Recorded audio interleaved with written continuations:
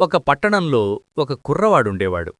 వేసవి సెలవులు గడపడానికి పల్లెటూర్లో నివసించే తన అమ్మమ్మ, తాతయ్యల దగ్గరికి వచ్చాడు. రోజూ తాతయ్యతో ఆడుకుంటూ గడిపేవాడు. ఒకరోజు తాతయ్యను ఇలా అడిగాడు. తాతయ్యా, నేను భవిష్యత్తులో గొప్పవాణ్ణి కావాలంటే ఏం చెయ్యాలి? దానికి తాతయ్య అప్పుడు ఏమీ సమాధానం చెప్పలేదు. మరుసటిరోజు ఉదయాన్నే తాతా మనవళ్ళిద్దరూ కలిసి పట్నం వెళ్ళి 2 మొక్కలను కొని తెచ్చారు. ఒక మొక్కను ఇంటి బయట నాటారు. ఇంకొకటి ఇంటి లోపల ఒక చిన్న కుండీలో నాటారు. ఈ 2 మొక్కలలో ఏది బాగా పెరుగుతుంది అని తాతయ్య మనవణ్ణడిగాడు.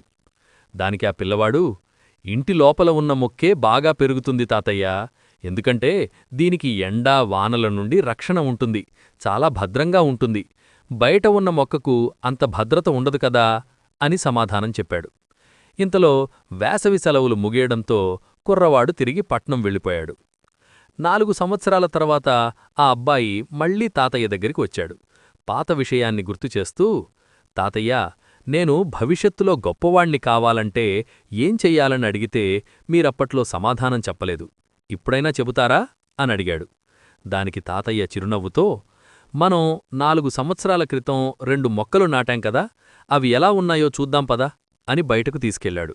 తాతయ్య బయట నాటిన మొక్కను చూపించాడు. అదిప్పుడొక పెద్ద వృక్షంగా మారి ఉంది. తరువాత లోపలికి తీసుకువెళ్ళి కుండీలో ఉన్న మొక్కను చూపించాడు. అది నాటినప్పుడు ఎలా ఉందో ఇప్పుడు కూడా దాదాపు అలాగే ఉంది.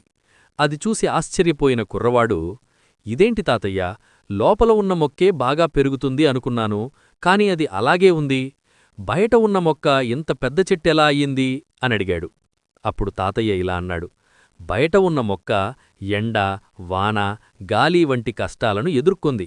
ఆ ఒత్తిడి వల్ల దాని వేర్లు భూమిలోకి బలంగా చొచ్చుకుపోయాయి. అందుకే అది మహావృక్షంగా ఎదిగింది.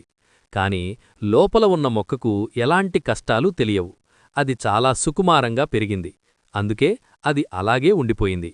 కాబట్టి నాయనా, నువ్వు కూడా జీవితంలో కష్టసుఖాలను ధైర్యంగా ఎదుర్కొంటేనే గొప్పవాడివి కాగలవు. సమస్యలను చూసి భయపడి పారిపోకు. వాటిని నీ ఎదుగుదలకు మెట్లుగా మార్చుకో.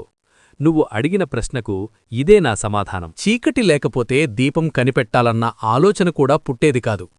రావణాసురుడు లేకపోతే రాముడి గొప్పతనం ప్రపంచానికి తెలిసేది కాదు.